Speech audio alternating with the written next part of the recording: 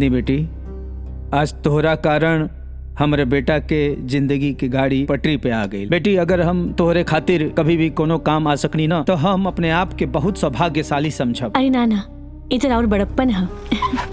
अरे हमारे ओखे वाला समधी जी आ गई। समधी जी, प्रणाम प्रणाम प्रणाम प्रणाम। अरे समधी जी आई बैठी।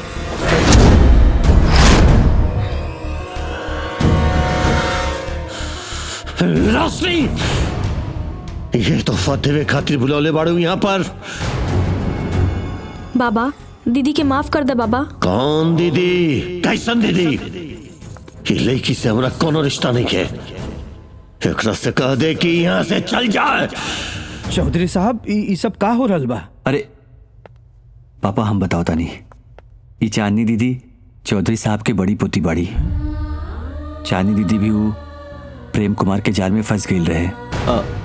बाबा, वो प्रेम कुमार के हम सबक सिखा दे ले बानी। वो हमरे बहन अंजना के भी ब्लैकमेल करत रहल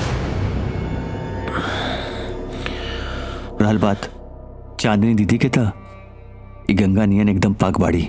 लोक लाज और समाज के चलते ही आज तक रहुआ के अपन मुंह ना दिखा पौनी।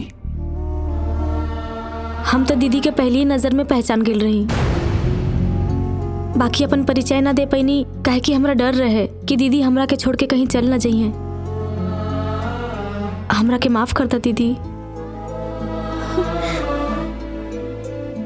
चौधरी साहब, अब लइकन के गलती माफ कर दी। देखिए आज कितना अच्छा दिन बा, पूरा परिवार मिल गई। परिवार के परिभाषा ये परी कब के छोड़ के आगे बढ़ी। एक वजह से हमार बड़का बेटा और बहू समाज के डर से जहर खा के मर गई।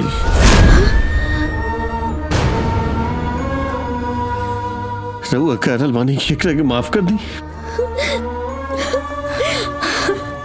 बाबा, दीदी के रोकला बाबा। रोशनी, हम यहाँ तोहरा और चंदन के बियाह खातिर आयल बनी। बाबूजी, चांदनी के माफ कर दी बाबूजी। बाबा जी, आज हमारी बड़की बहन मिल गई। रोक लेना बाबा जी, रोक लेना। चौधरी साहब, अरे औलाद चाहे जैसन भी हो लेकिन वो अपन हो खेला। और चांदनी, अरे वो तो रउआ के संस्कार कभी भूलबे ना कइल। आज जे विधाता हमनी के मिलेले बा, एकर एकमात्र श्रेय चांदनी बा। हाँ बाबा, रहुआ वो समाज के डर से चांदनी दीदी के दूर कर रहल बड़ा ना, जबकि वो समाज के लिए एक मिसाल बन गई बाड़ी आज। और इस समाज ना सिर्फ उंगली पकड़ेला, कभी साथ देवे खातिर अपन हाथ ना आगे बढ़ावेला। हम रउआ से वादा करता नहीं कि अगर आप चांदनी दीदी के अपना ली ही ना तो रउआ के समाज में इज्जत बढ़ी घटी ना।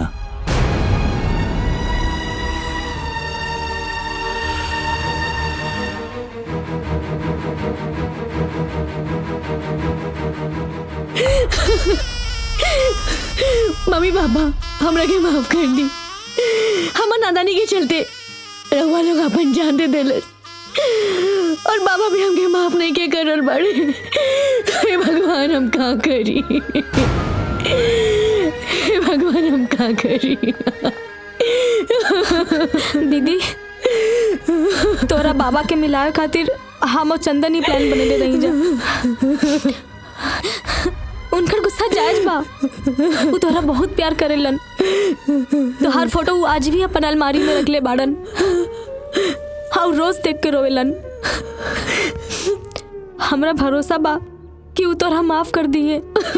आज हमनी घरे सब कोई साथे जाई।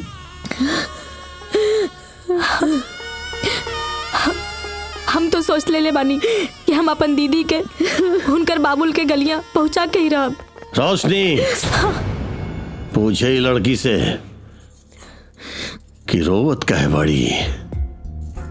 एक आपन एकरा के छोड़ देले बा कि ई आपन अपनन के छोड़ के आइल बाड़ी। परी के कहानी सुनत सुनत लइकन के लागेला एक दिन कि ओकरा भी पढ़ लग गई और वो भी परी बन गई और वो अपने आप के परी समझे लागेली। और परी के लौटल संभव नहीं के बाबुल के गलियां से जायल जितना आसान होला लौटल उतना ही मुश्किल होला। ऐसन जीवन के फैसला ही जब खुद कहले बड़ी त ऐसन जीवन जिए के भी फैसला एकरा खुद करे के पड़ी। विधायक जी हम जाए के चाहब जी।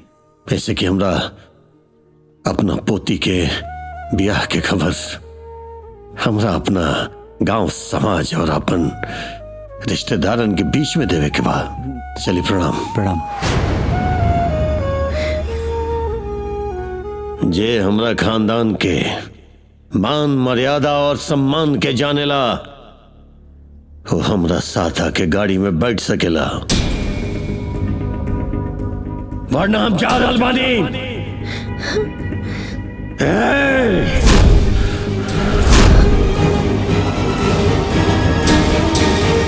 चौधरी खानदान के दामन पे दाग लगावे वालन के ओकर चौखट पार करे के कौनो भी इजाजत नहीं के।